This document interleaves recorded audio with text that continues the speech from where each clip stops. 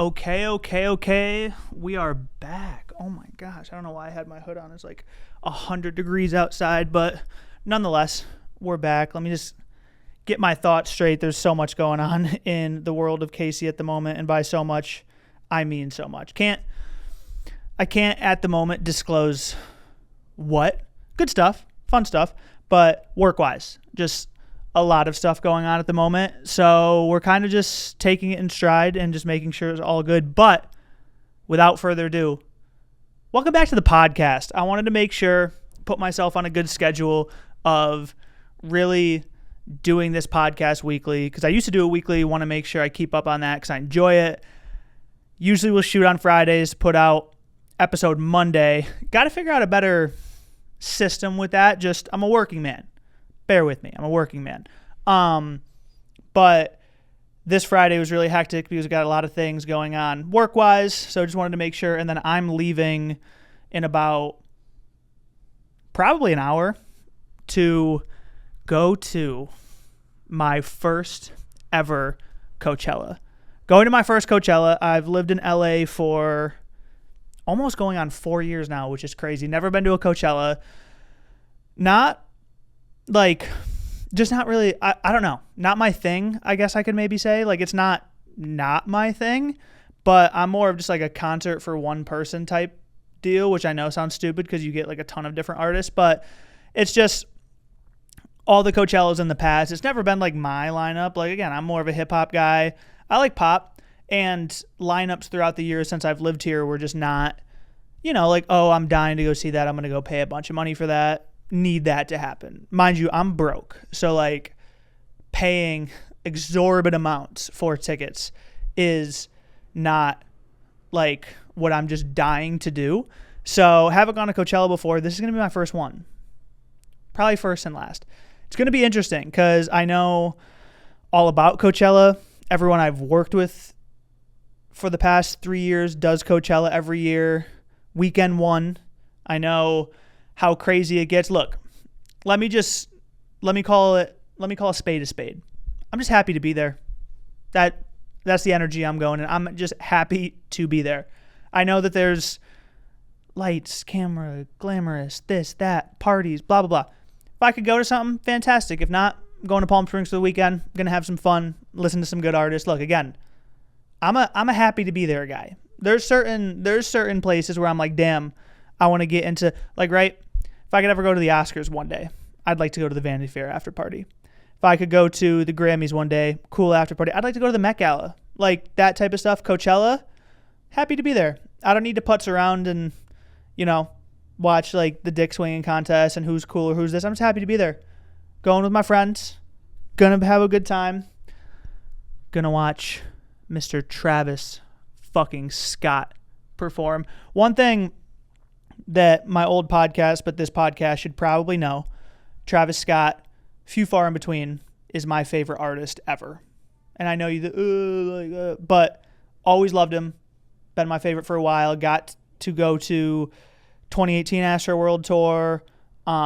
And ever since then, I didn't get to go to Utopia, but I just wanted to go. Have not been able to go. So knowing that he's quote unquote designing the desert, he's got a midnight set on Saturday.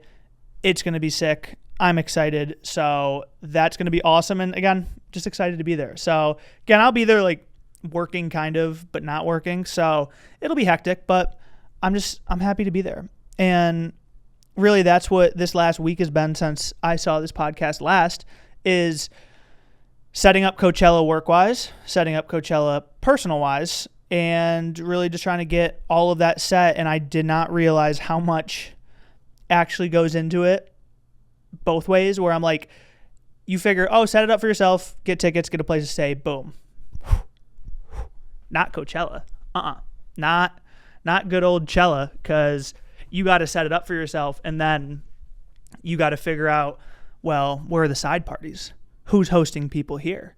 What's that brand doing?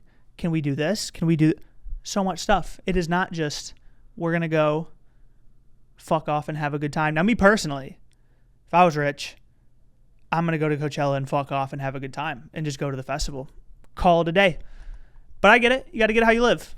understand. There's a lot of things that go into play with good old Chell, but we're doing good old Chell for the first time. I'm excited. Leaving in about an hour and gonna spend the weekend in the desert. One thing too, I was under the impression that Coachella, the way people talk about it, I get it. The sun is crazy. It's hot. Understand. But I always envisioned Coachella, as beautiful and glamorous as it is, was like a Burning Man, the way people spoke about it. And what I mean by that is like, you better like make sure to pack this, and this, and there's walking and blah, blah, blah. About like 6 months ago, I stayed in a neighborhood that was right across the street from Coachella. And it was like I drove to get my Starbucks and Chipotle and go to Ralph's and Walmart that was all in like a 2-mile distance. So I was so wrong. I'm just like, okay, like if I need to literally leave the festival to go get something, I'll just like go walk to Ralph's. Like it's there. It's not in the middle of the desert. Like, yes, Palm Springs and Indio, Coachella is technically in the middle of the desert, but like Coachella, the festival, is in the middle of a neighborhood, which is a good thing. I'm hyped about that. So no, I'm excited. And just curious to see what the weekend brings. But no, other than that, been a chill week. Oh my God. So I don't know how to explain this to this podcast to make it make sense, but me and my friends back home have had a unhealthy love for the show Riverdale. Since it came out, we've loved it. It's one of the corniest shows of all time. That's why we love it. Like, I love high schooler takes down fucking the evil this and that, and like, 28-year-olds who are playing high school, like save the world. Like those types of corny TV shows, like Riverdale, Outer Banks, even the not so like sci-fi ones like a One Tree Hill or just things like that. That's me. That's me to a T. Love those shows. But my friends back home and I have just been obsessed with Riverdale. And we always have these inside jokes about them and characters and all this type of stuff. Why? I can't explain it. Like there is no explanation to why we love Riverdale so much. There's none. Just happened one day. We watched an episode. We were like, wow, this is the corniest thing in the world. And we just ran with it. And so that's where it comes from. But my friends and I decided last Saturday, like, we should go out to Barney's Beanery. Mind you, I love Barney's Beanery. Been there for dinner many times, been there to watch games, etc. But I've never been like on a late Friday or Saturday night. I've always gone like during dinner time, like during the week or something. And we get there, we're chilling there for about 2 hours, having a good ass time, eating good food. Someone says, "Is that KJ Apa?" My heart felt like it was in my toes. My heart dropped. I was like, what do you mean? Is that KJ Apa? I look behind me, and at the pool table is Archie Andrews. It is KJ Apa. I gasped. I literally went straight to my phone, texted my group chat. You'll never know who the fuck is near us right now. Because earlier thing, my friends and I also went on a hike to Tree People in Los Angeles, and we walked past Cole Sprouse. Now, I know what you're thinking. Sweet Life of Zach and Cody. That's obviously why you love them. I wish I could say that's true. That's not the case. I loved Sweet Life of Zach and Cody. I grew up watching the show, and it was an amazing show. He's Jughead. He is Jughead from Riverdale. And I missed my opportunity to say hi and say, Jughead is awesome, and my friends love your show. I missed it, and I kicked myself for it, and I made myself a bet where, not a bet, but a pact that I get it when you're in LA and you work in this industry, you got to act like you've been there before. You can't do certain things. I'm very well aware of that. I'm very good at that. But in certain situations, I'm like, this can organically happen. And that's what happened with KJ Apa. I went to the bathroom. I figured, like, okay, I can take a different route back to my table. I can walk past him and say, excuse me, while also saying, whoa, you're KJ Apa. Archie Andrews, I love you.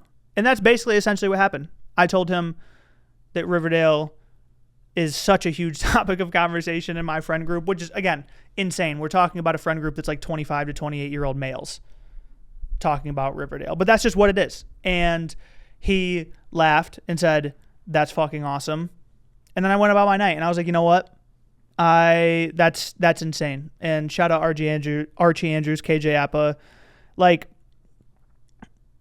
those moments in LA, you're just like, oh shit. Like, when you meet people, you realize like how not accessible like it's a right, but just like how accessible like meeting someone that you watch on TV is. Like LA is just not a real place. Like New York City, same thing, but you can just be out and about. Like one of my friends, Jamie, who used to work at a coffee shop, she'd be like, oh yeah, Jacob Elordi would come by from time to time. I was like, what? Who used to come by and just get coffee? And it was this hole in the wall coffee shop, nothing special about it. Wasn't like crazy, and just Jacob Elordi would pop by and I'm like, huh?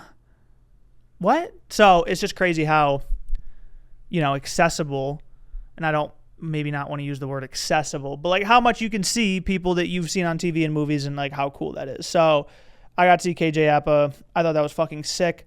Loved it. But that brings me to another point. This ties to Jamie. I also came to the conclusion over the weekend, I get irrationally angry when people are late. I really do. Like, call me Karen, Stickler, whatever it may be. I get irrationally, like, I fume when people are late to things, right? And I'm talking about the people that are consistently late to things, because it can happen once. I've been late to things. Not saying I haven't been. For the most part, I would honestly probably say 95% of the time, if something's scheduled, I'm on time. I'm probably early, but I'm on time. And there's so many people who just arrive late to things, and I get so fucking angry at it. Because are you out saving the world? Are you out signing $1 million deal? Are you out doing some ridiculous, like, why was my head aimed at, okay, I got to be on time because like we made these plans and like this person's time matters and yours isn't? And it happens all the time. It happens in work, personal, like whatever. I get furious because like, literally, why are you late?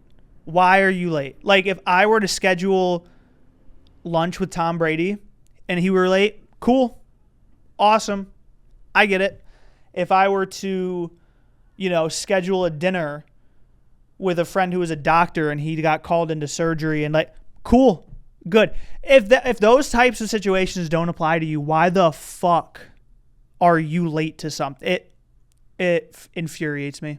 It infuriates me. These people are even basically late to boarding a plane, and yet they'll still be able to get on. I'm like, fuck you. Honestly, I get so irrationally angry when people are late. And I think it goes to the fact of, and I'm trying to be less of this, but I think I'm very type A, which sucks. Like, there's different parts of me that are type A and type B, but for the most part, I think I'm a very type A person, and I hate it because I see my friends who are type B just prancing around life, couldn't give a fuck in the world, doesn't care about a schedule, doesn't care about a situation, doesn't matter. And it always works out for them, and it's always good. Or if it doesn't, they're like, whatever. I have to sit here in my brain, and I come up with a plan, and then a backup plan to that backup plan, making sure we have all the stuff we need for both of those backup plans and the original plan. Like, it's exhausting. I know it's as simple as you could probably be like, bro, chill. And normally I'm chill. Normally I am chill. But I'm just not type B. I'm not someone who could just, I forgot my wallet somewhere. I have no idea where that is. I don't know where my phone is. Hey, weren't you supposed to get on this plane today? Shoot, you're right. I'll just get on another one. Like, I feel like even if I was very rich one day, I wouldn't be type A because like I wouldn't be type B because I would be so type A that I would make sure to not make certain plans on the off chance. Like, right, type B people they'll make a plan, something will come up, they'll be like, whatever, and it might be important. It's like, I'm so type A that I'm like, I'm not making that plan because if this thing comes up, then I can't, no, I don't want to deal with it. Stresses me out. Can't do it. I'm far too type A. And I just can't deal with that. I just can't. Like, I don't know situations where I just leave things up to, I guess, literally like gambling.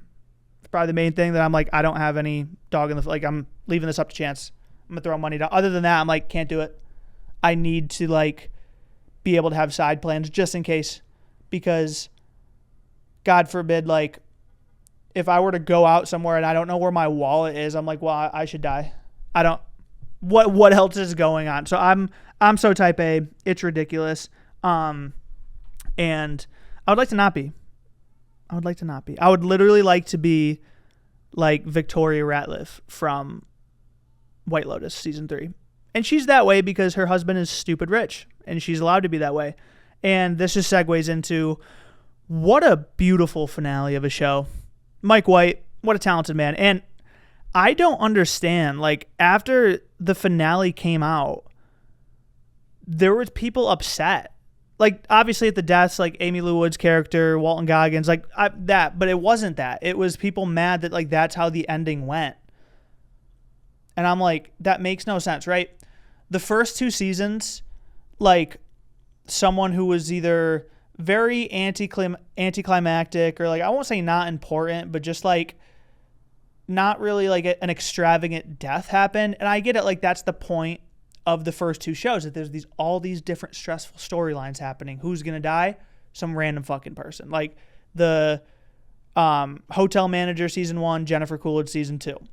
Understand that. But at the route this show was going, it was so crazy that I was like, I wanted to see some, like, crazy death. Like, my first theory, because again, as I said last podcast episode, I was the most annoying friend in the world for the last, like, 2 weeks, because every other day I was talking to my friends about, like, I saw this new theory today. It's this one. Oh, wait, this new theory is dope. This, whatever.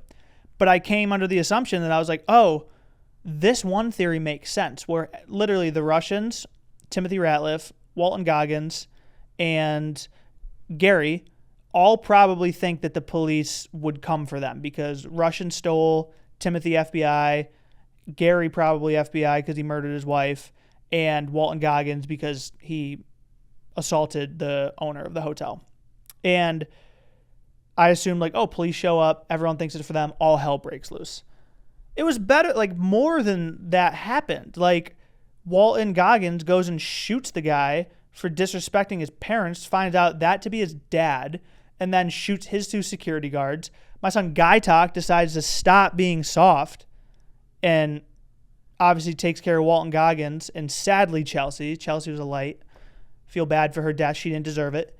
And then you got Timothy Ratliff basically almost, like, accidentally murdering his son with the Sheikh, who, him not cleaning out that blender was fucking wild. But it was like literally almost every storyline except for the 3 friends had, like, a very climactic ending to it, which was awesome. And you got multiple deaths. Like, I can't stress how good of an ending season 3 was. Like, I can't at all. And then I hear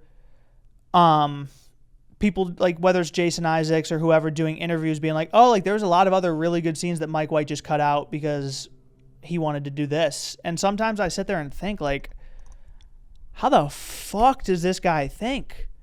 Like, amazing show, awesome fucking script, great scenes, great ending. And there was just, like, a whole, like, 30 minutes per episode of other great shit that you cut out.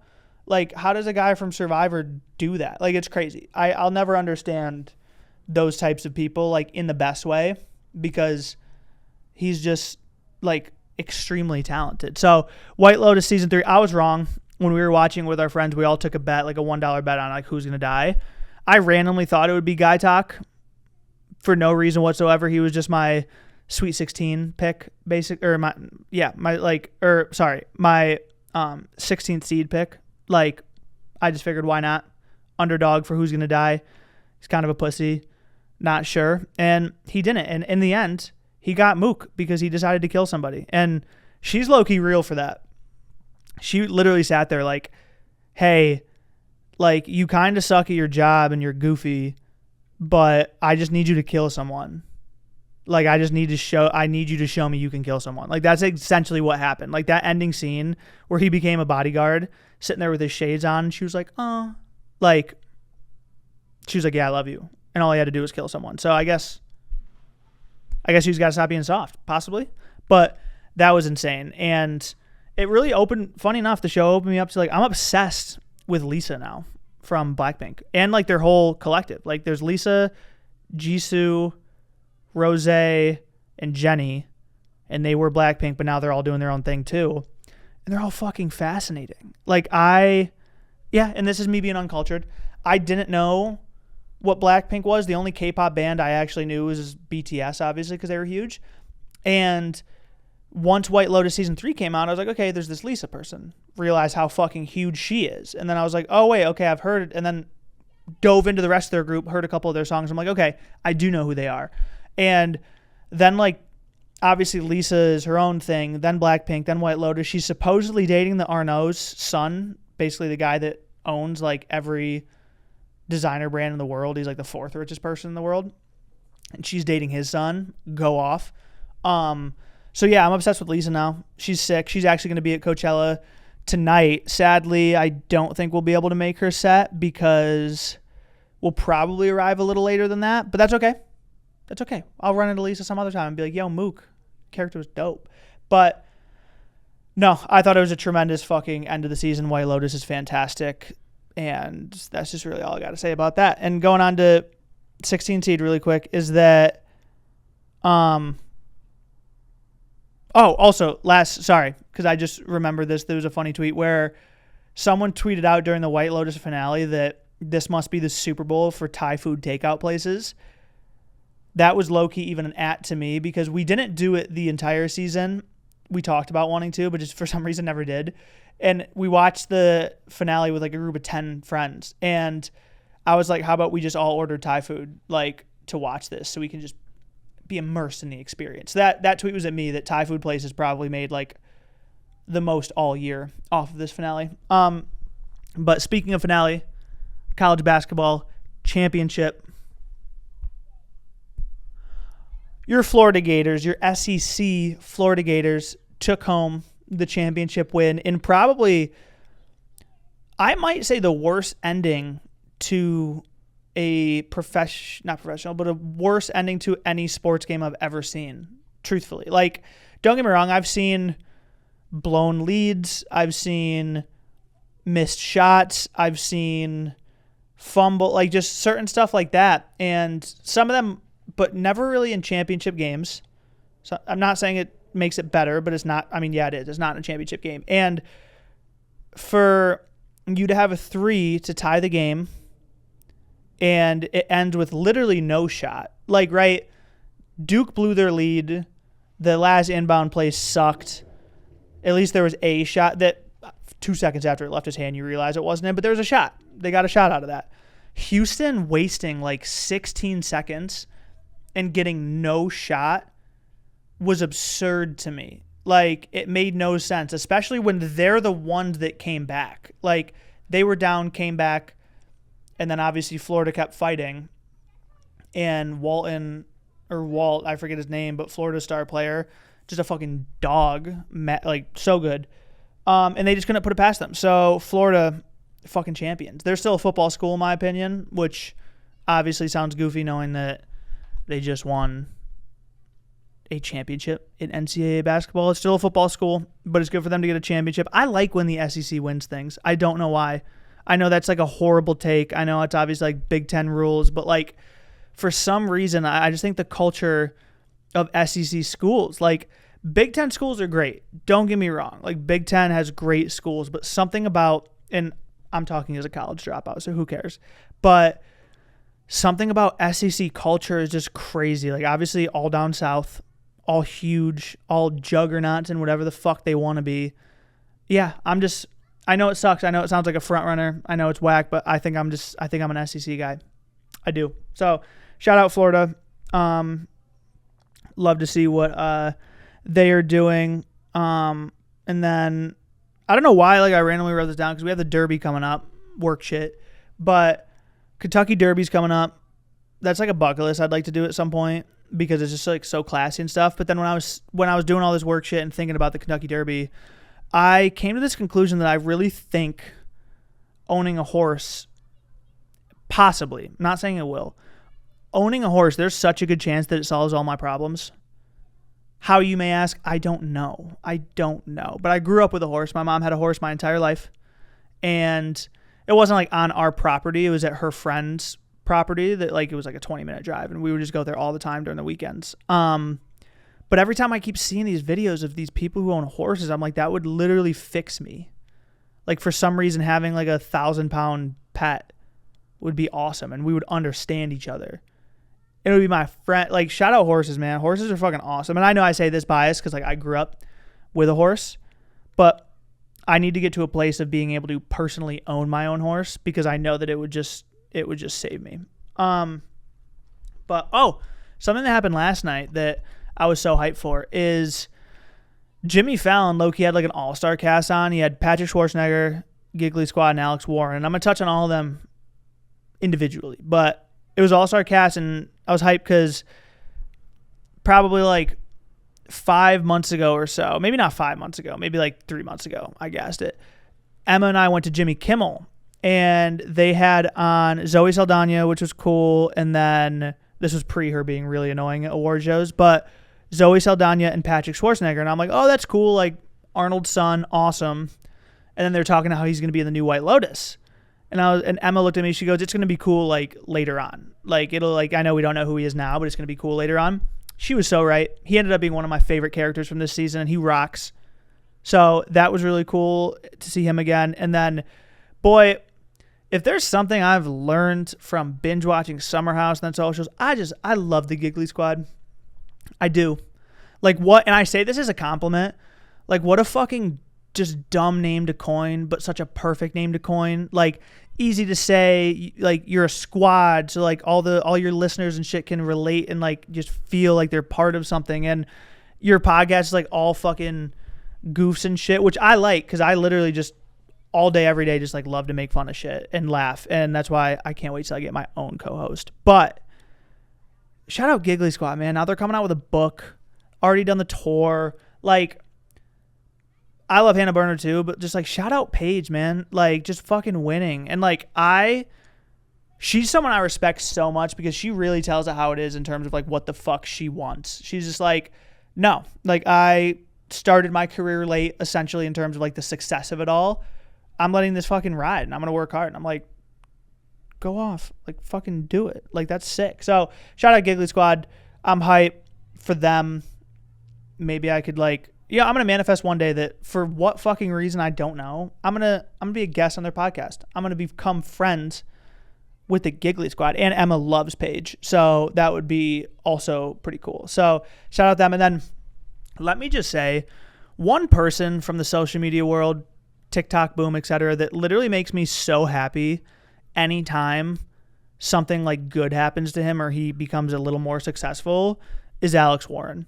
Like every time that dude does something, from he puts out a song and it becomes super viral, he goes on tour, gets to perform on Jimmy Fallon, I get so like that kid is so nice, such a nice person. Like again, I've been able to through work like be around him and like talk with him and like just multiple times, and I'm just like, you're just like a good dude. All right, so that right there is the best view. Sorry, what did I say? It feels so good. Oh yeah, and Emma got a new job today. It should feel so good. Oh no, good, and we will celebrate. I love when fucking people around me win. I love it. I love it more than when I win, because that means other people can be excited and happy too. But no, what you just witnessed right there, that I'll leave some of that in, but what you witnessed right there was the trying to, just the hecticness of Coachella. That again, I'm sitting here talking like I have experienced it multiple times. I haven't, but just part of the hecticness of Coachella, trying to secure tickets, all this type of shit. So let's knock on some wood, hope everything works out.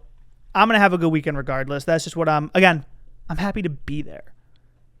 Happy to be there. So regardless, I forget what I was talking about before that. I think I was talking about if it was Alex Warren or not, but I'm not 100% sure.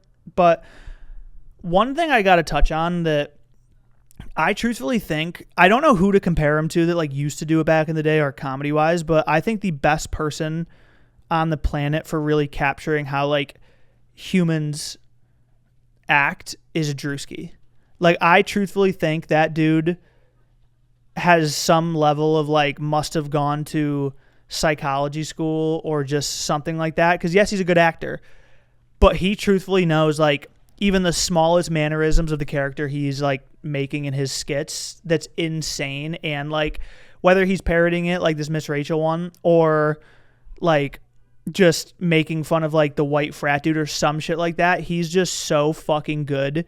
And he's someone that we really like, and not that people, I mean, you can tell by his views and him being successful, people appreciate it, but he's one that like I really gotta like give flowers to, because that fucking dude, like, insane. I don't even remember what the first Drewski, I think the first Drewski video I saw was when he was making a skit about dudes who listen to Money Man, and he goes, "Hey, you got a perk? No, I got a sound." And just like, I grew up around people like that, and he hit it on the mark so fucking much, and that dude's just insanely funny. Shout out Drewski.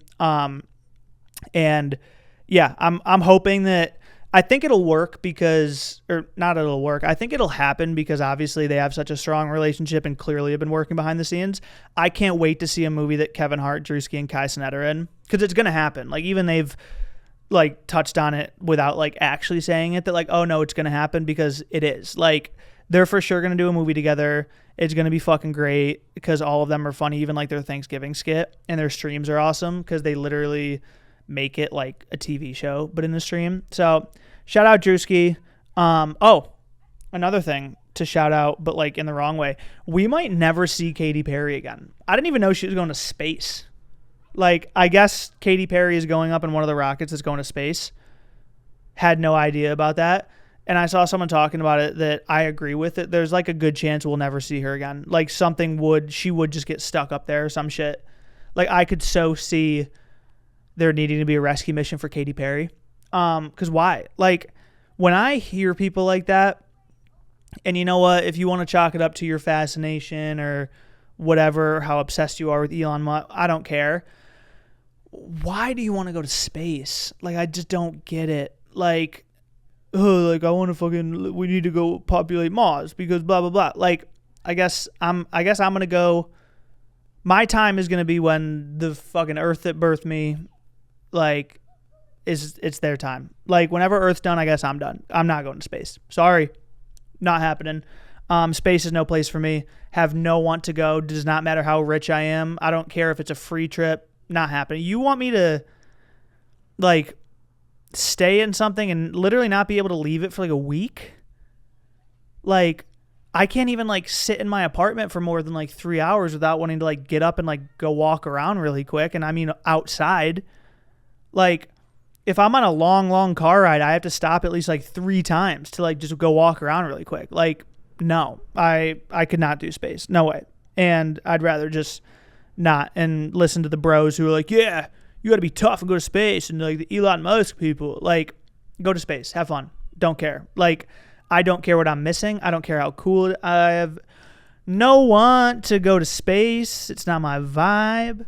So that's really that. And I just wanted to get, like, I know this episode will probably be a little shorter than normal. I just wanted to get something nice and quick in just because I didn't want to wait 2 weeks to do one. And that's just kind of really all that's been happening to me in the week and just like shit I've been seeing. That obviously going to Coachella, and you guys heard over the mic that I accidentally just sounded like an insane person when I said Cella, and I hope to not say Cella anymore. But no, we're going to Coachella. Got to see someone cool this weekend. Really just been grinding work-wise and figuring out more podcast stuff and want to make an actual graphic for it. Try to get better at editing myself. Who fucking knows? Like, who really knows? Like, I don't know. I don't know anything. We're just going to keep on keeping on because, right, I'm in a corner of my apartment hanging out, talking bullshit, and that's the entire point of this podcast. So we'll have guests soon. No doubt about that. But honestly, I just wanted to come in here and get a little quick recording in, and I enjoy it. I got to figure out how to put this on Apple Music, Apple Podcasts, and Spotify, and we will soon. But honestly, until then, I appreciate it, whether it's 1, 10, 100, however many people want to watch. Appreciate it thoroughly. And until next time, peace.